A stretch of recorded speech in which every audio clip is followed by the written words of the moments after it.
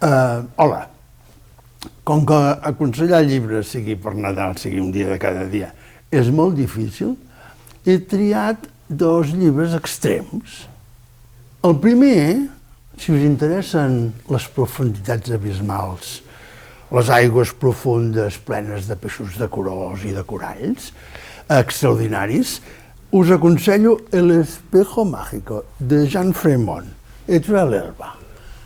Això és un llibre sobre el retrat.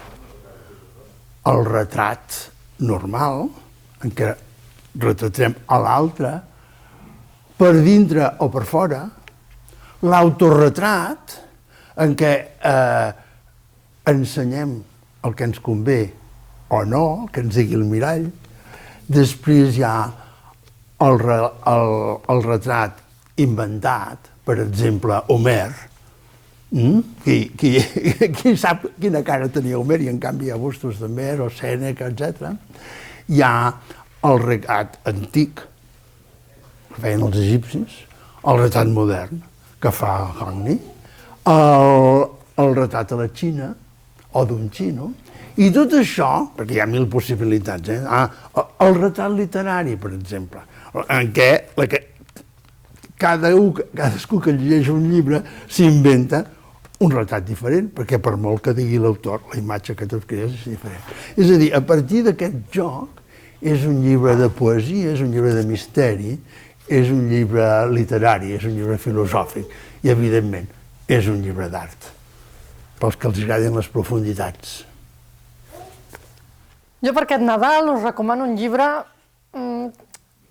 que ja fa mesos que corre per aquí, però que és important i que crec que per Nadal està bé tenir alguna referència sobre el que comprem, com ho comprem, per què ho comprem i a qui comprem. Marta de Riezu és una periodista especialitzada en moda i ha publicat La moda justa. En aquest llibre, que està dividit en dues parts, primer et dona tota una sèrie d'explicacions dels mals de la fast fashion i de la indústria de la roba en general, i en la segona part t'explica com esquivar aquests mals d'aquesta fast fashion i quin és el valor de la roba i quin és el valor de la roba que li hauríem de donar. En fi, és una bona lectura per ara pel Nadal, és breu, és ràpid i està molt bé. Marta de Riezu publica Quadernos Anagrama, La moda justa. Bé, Nadal i arriba i ens publiquen aquestes coses a Lumen i també ho ha fet Proa, en Tyler, Història en una trenza, en català La trena francesa, i com sempre fa l'Ann Tyler, fa allò que sembla tan fàcil, que és explicar una història on no passa res, perquè és una família normal, nord-americana, de raça blanca, així molt estereotipada, però en realitat està explicant la vida interior de les persones. Són la història de família, diverses generacions, tot una cosa rere l'altra, cada capítol t'ho posa molt fàcil, et diu quin any passa, per tant tu ja et muntes la pel·lícula de quant temps ha passat, els personatges principals es van alternant, però nois i noies, això ho fa fàcil, vas llegint i vas coneixent tots els detalls, els problemes, les separacions, les malalties, i acaba el llibre i dius, què ha passat? La vida. I això ho fa l'Ann Tyler així de fàcil. També, ideal per Nadal. Bon dia. Avui us porto un llibre a mans de l'Agulla Daurada, escrit per un dels considerats fundadors del realisme socialista, Màxim Gorki. La mare, la protagonista del llibre, s'adona de la seva condició d'obrera a partir dels discursos socialistes que té el seu fill, en Pavel.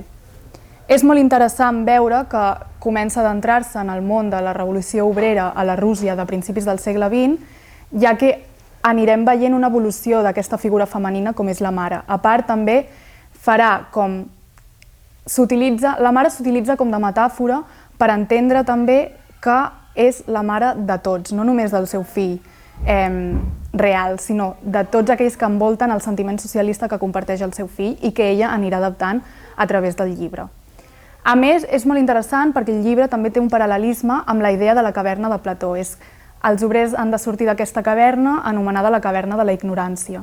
És un llibre molt interessant de llegir, es fa molt amè i que recomano jo molt per a aquestes festes. Bon Nadal! A l'altre extrem, el que els agradi anar per damunt de les onades i anar-les surfejant com puguin, he trobat aquesta relíquia que han editat ara, que no sé si he llegit, i que em van fer una pel·lícula als anys 90, que es diu Huntington Beach. Kern Nun, Libus de l'asteroide. Això és una novel·la policíaca ambientada a la Califòrnia dels 70s, entre surfistes i moteros, i, evidentment, algun mort, perquè és una novel·la policíaca, però no amb un investigador. És un vil d'un roman, és un noi que va buscar la seva germana, que va marxar fa 3 anys i no ha tornat mai. I és l'aprenentatge de la vida, però sempre anant per sobre de les onades, sempre anant per dalt, sempre disfrutant del sol i oblidant-se de les profunditats plenes de joies que deia abans. Huntington Beach. Bon Nadal.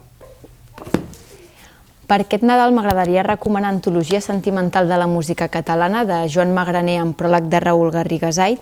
És un assaig breu que combina text i imatge, on s'hi expliquen els diferents músics i compositors catalans de finals del segle XIX fins a l'actualitat, i en el que Magraner el que fa és centrar-se en cada un d'aquests músics, traient peculiaritats, els contextualitza, i el relaciona amb els altres músics que van apareixent.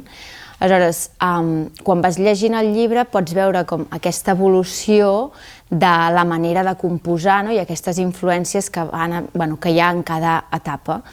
Jo diria que és un llibre que sorprèn perquè, per part meva, ha sigut com donar-li una oportunitat a aquestes músiques clàssiques que moltes vegades tenim prejudicis, i la veritat és que sorprèn i m'ha agradat. Així que aquest Nadal podeu llegir i escoltar aquests autors i aquestes músiques que donen referència a Antologia sentimental de la música catalana, tant si sou músics com si no, tota aquella gent que estigui interessada en conèixer part de la tradició musical del nostre país. Així que endavant.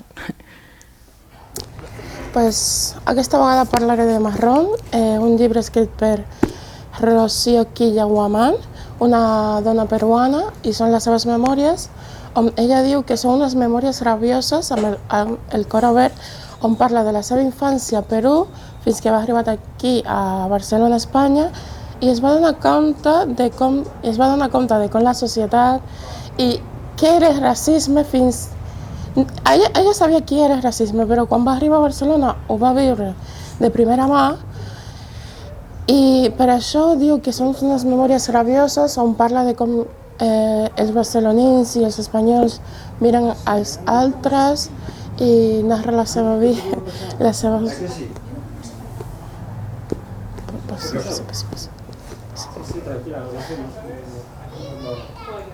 I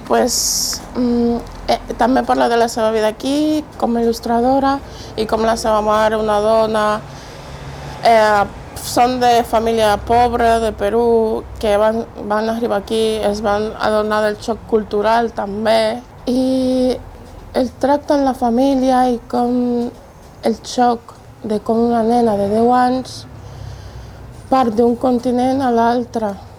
Em va agradar molt això, i la seva memòria en Blackie ara mateix està sent molt reconeguda, i també com a il·lustradora, no només com a escriptora.